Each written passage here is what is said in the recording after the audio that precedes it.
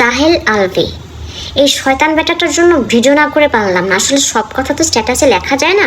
সে acting করে ভিডিওতে কি বলতেছে, লাইভ করছে নাকি শুনছি, সে কি বলছে যে বাইরের লোক ট্রিগার করছে দেখে আমার সংসারে অশান্তি হয়েছে, আমার বউটা সুইসাইড করছে। ভালো করে ট্রিগার করতে পারলে আপনার ডিভোর্স হয়ে যেত, অ্যাটলিস্ট মহিলাটা বাঁচতো আর আপনার বাচ্চাটা মাহারা হতো না। কেন ভুলে গেছেন?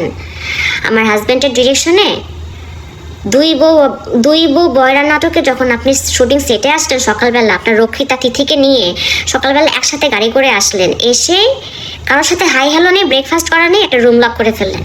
রুম লক করে আপনার রুমের সামনে প্রোডাকশন বয় খাবার নিয়ে দাঁড়ায় থাকলো, আপনার রুম খুললেন না কেন ভাইয়া? কি করতেছিলেন? খুব ইম্পর্টেন্ট মিটিং হচ্ছিল তাই না, যেন রুম খোলা যায় নাই তাই না? এটা তো এটা, তার মধ্যে আবার সারাটা দিন আপনারা শুটিংয়ের ফাঁকে ফাঁকে ফ্রেশ হতে চাইতেন না, রুম লক করে। অ্যাক্টিং করেন, অ্যাক্টিং হয় না আপনার ভাই, অ্যাক্টিং হয় না। সামনে স্ক্রিপ্ট নিয়ে বসছেন, আবার মাঝে মধ্যে মানে কান্না কান্না ভাব, চোখ টিপে টিপে পানি বের করতে চাচ্ছেন, আবার বলতেছেন পাথর হয়ে গেছি।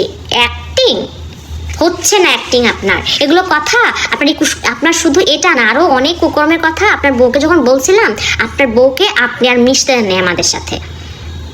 আর আমরা যেটা গিয়ে বলতে যাই না, আপনার বউ কাঁদতে কাঁদতে আমাদের বাসায় আসছিল। ভুলে গেছেন এগুলা? ভুলে গেছেন?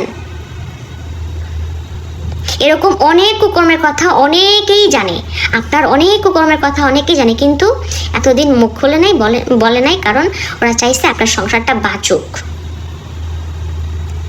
আপনার ডিভোর্স না হোক, কেউ সুইসাইড না করুক। কিন্তু এখন তো আর পানি হাতের ভিতরে নেই তাই না ভাইয়া? সব দোষ মানুষের, আর আপনি আর আপনার রক্ষিতা তিথি ফেরেশতা, দুধে ধোয়া তুলসী পাতা তাই না? পেয়াত্তুপ লম্পট কোথাকার।